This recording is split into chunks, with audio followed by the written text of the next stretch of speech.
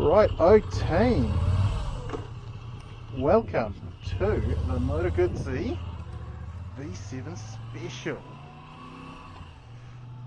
which sneaking out for an evening ride, go grab some nice pickies, hoping to catch golden hour and just enjoy a nice relaxed ride out around the lake. So we've got this beautiful motorcycle here, so I thought I'd tell you about it a bit. So this is, as I said, the Moto Guzzi V7 Special. So it comes in the Moto Guzzi range above the V7 Stone, which the V7 Stone is priced at $17,990. This is $18,990 plus the usual on-road costs, and it's the latest V7. It's been a while since I've ridden one of these bikes. I think the last one I rode was, I think it was called the Stornello. It was kind of a scramblery one, and I set a new world record for Pyro to Cambridge because my wife had a naked man appear at the front door. Ooh, yeah, that was a weird day. So enough of that. We're on the new V7. It's got the 850cc transverse V-twin, as you can hopefully see there, sticking out in front of my legs. So transverse, it comes also with a shaft drive, no chain to worry about, and this engine is derived from the engine that's used in the V85 TT, and that was a fun bike. It's not huge on power. It's got about 65 horsepower, I believe, and 70 something newton meters of torque. So it's a lovely torquey engine, but it's not a barnstormer. It's a nice, relaxed ride. This ergonomics, I am quite at home in the ergos of this bike, I've got to say. I'm sitting upright.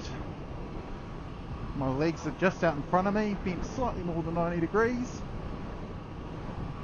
Reach the bars. It's kind of straight armed. I don't know if you can see that. I've got a slight bend. They could almost be swept back a little bit more, but I can always lean forward. Lovely old school motorcycling. I was thinking just before, Moto Guzzi is a bit like the Italian Harley Davidson. They like to do things a certain way. They've got their own sort of vibe going. They'll occasionally do something bold and very different, but at their core they make the same sort of stuff, sort of easygoing, low compression, I want to say, not high-strung motorcycles. They're motorcycles for riding pleasure, not for riding fast. And I've got to say, the V7 Special does that. So I've had this a few days now, so I'm not too sure if this counts as first impressions. I've ridden a couple of 100k by now, but I rather like this bike for very different reasons than the last few bikes I've been riding. So if you've been keeping tabs on the channel, you'll know I just got off the Speed Triple RR from Triumph. Sort of adopt the cannonball position and hold on tight. This is very different to that. You just sort of chug along. It's lovely and smooth. I've even put the quad lock on with my iPhone 11. It's a lovely smooth engine.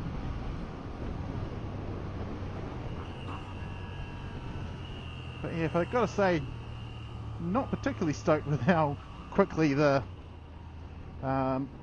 gear change indicator light flashes up on this. You get a little bit over 4,000 RPM and it starts wanting you to change gear. Which, to be fair, there's not really a hell of a lot going on at the top end. But you don't really want a flashing red light blinking away at you. It kind of gives you a bit of a startle.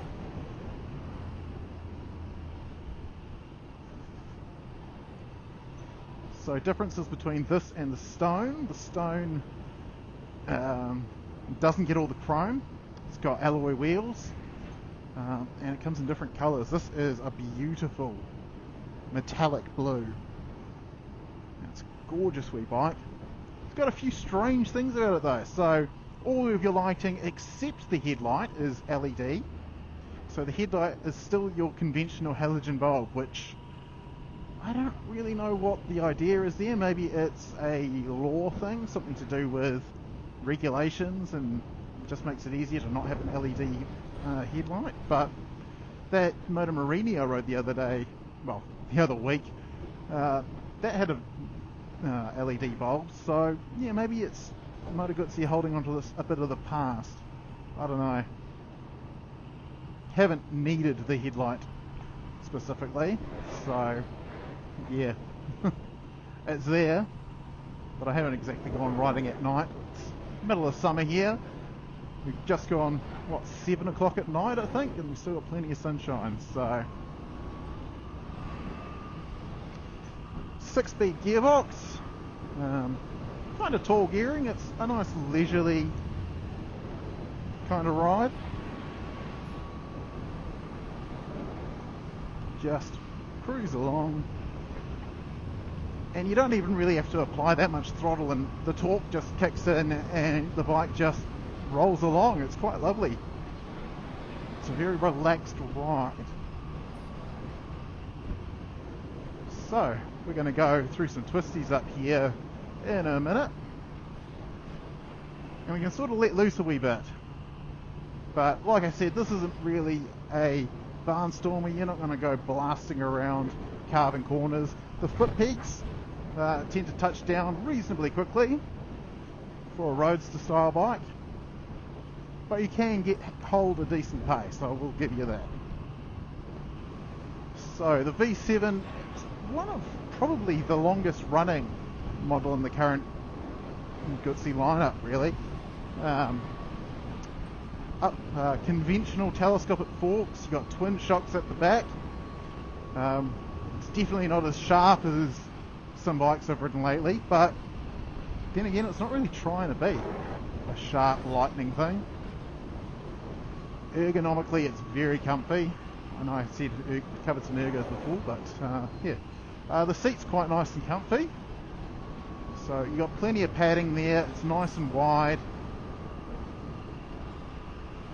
Not really going to get particularly uncomfortable, though my ride down from Auckland back to Cambridge was all highways, and you do get a lot of wind blasts. I'm used to something with a fairing, but that just adds to the experience, and I think that's what a Guzzi's all about. It's not about being the fastest, the most stylish, the most modern. It's about the experience of riding it, and it just puts a smile on your face for no good reason.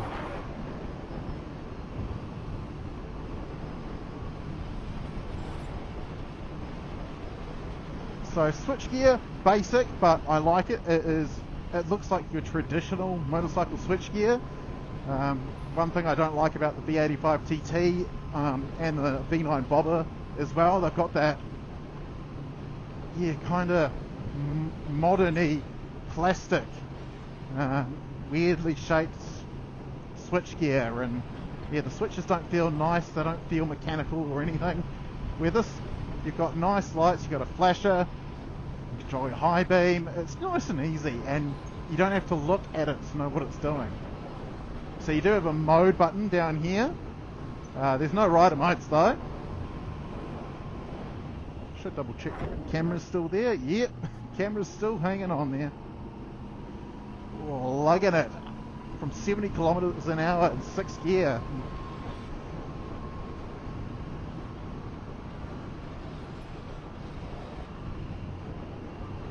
30 kilometre an hour zone for no good reason, but we'll slow down. The brake at the front's a Brembo. It performs fine. It's just not the most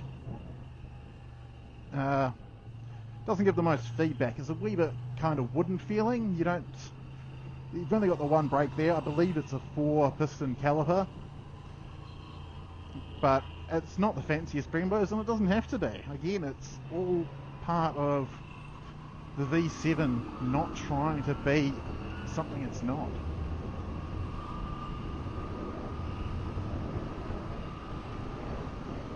So we've got a bit of a tighter corner here. See if we can avoid touching down the peg. Nice and easy.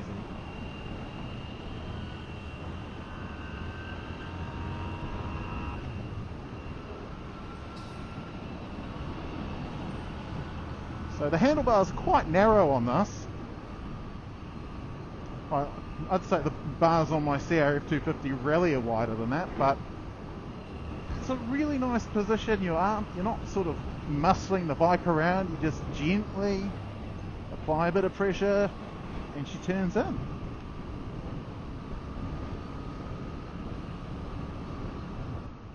Oh, it's quite a smooth operator, this bike. Just chugs along, no drama. No drama llama.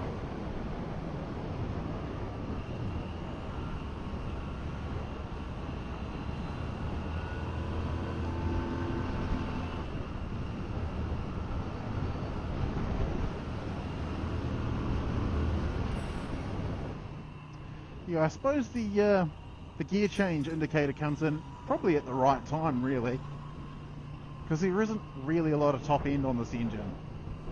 It's all down low to mid range is where the power's at, so you ride the torque curve rather than rev the nuts off it.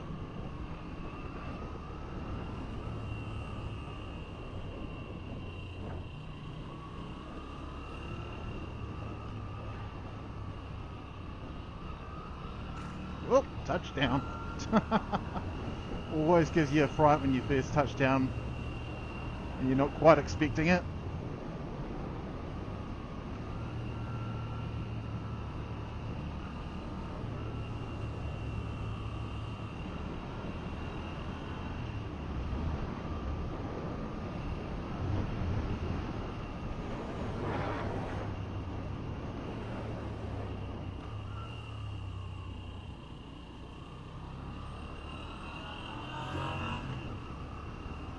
Righty-o.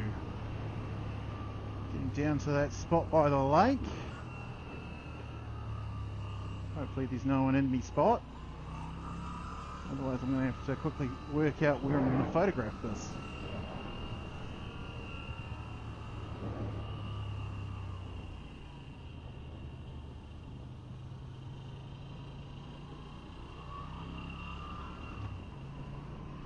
Lovely low burble, this engine at low RPM.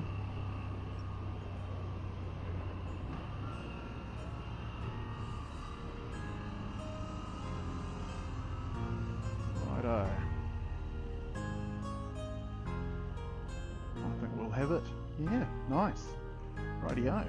Let's get down to our spot and get some pickies.